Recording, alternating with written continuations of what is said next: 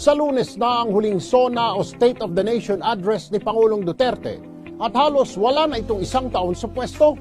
Pero tiyak na raw na magmamarka at babandera ang Build, Build, Build program ng kanyang administrasyon.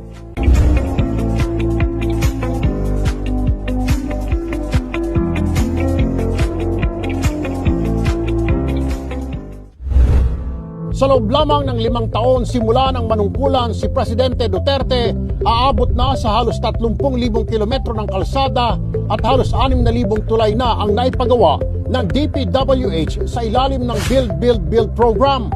Aabot naman sa mahigit 200 airport at halos 500 seaport projects ang natapos ng DOTR.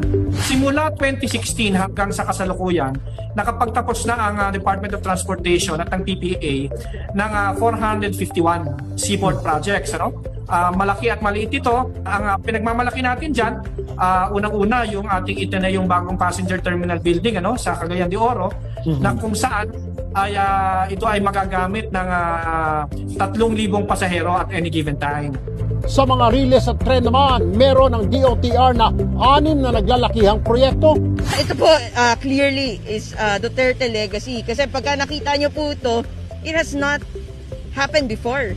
Because of Build, Build, Build, Filipinos now spend less time in the road and more time with their families. And I think that's something that we should all be proud of. Nariyan ang subway na kauna-unahan sa bansa.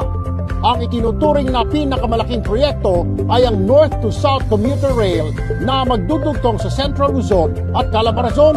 May habang 148 kilometers.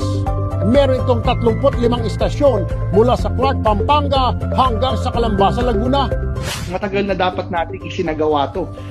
Sabi nga, nagka-catch up or naghahabol tayo sa infrastructure investment. Dapat 2 or 3 decades pa ito ginawa.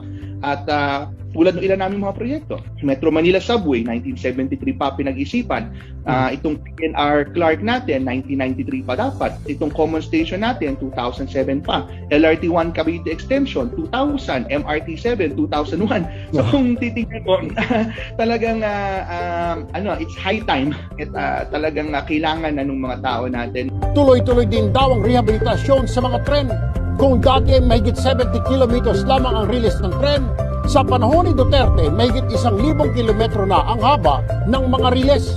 Mula rin sa 61 train stations noong 2016, ngayon ay meron ng 168 na istasyon ng tren. Ang isa sa mahalagang nagawa ng administrasyon ito ay yung masigurado na may pondo na. May pondo na ang lahat ng mga proyekto natin sa riles. Nagtapos tayo ng 2020, so as of December 2020, ay meron tayong 1.7 trillion. Double time at halos 24 oras na raw ang trabaho sa lahat ng proyekto ng Build, Build, Build. Sa mga huling araw ng kanyang panunungkulan, asahan na raw ang kabi-kabilang pagbubukas ng mga bagong kalsada, mga bagong linya ng tren, airport at seaport at iba pang infrastruktura sa bansa. Ipinagmalaki rin nila na malaki ang ambag ng programa para makabangon sa ekonomiya dulot ng pandemya. Aabot sa mahigit 7 milyong Pinoy ang nabigyan ng trabaho dahil sa mga proyekto ng pamahalaan. Yung Build, Build, Build kasi it's really an opportunity to initiate change kasi hindi lang siya traffic solution, it's also a socio-economic solution. In the short term, you generate jobs. In the long term, you improve efficiency of the economy. Kaya naman, hindi raw may tatanggi na ang Build, Build, Build ang isa lamang sa maraming legacy na iiwan ng Pangulo. Isa talaga to dun sa mga matatawag na legacy ni President Duterte at sa pamumuno nga ni Secretary Pugade ay sa wakas makikita ng mga kababayan natin na itong mga malalaking proyekto ay pwede naman palang mangyari. Kami po in BBB, we have received clear instructions from the President from the beginning, from 2016. We will finish as many Build, Build, Build projects as possible. And whoever gets the credit is none of our business. Dahil sa Build, Build, Build program, halos wala na raw gagawin ang susunod na liderato, kundi ituloy na lamang ang magandang nasimulan ng Duterte administration.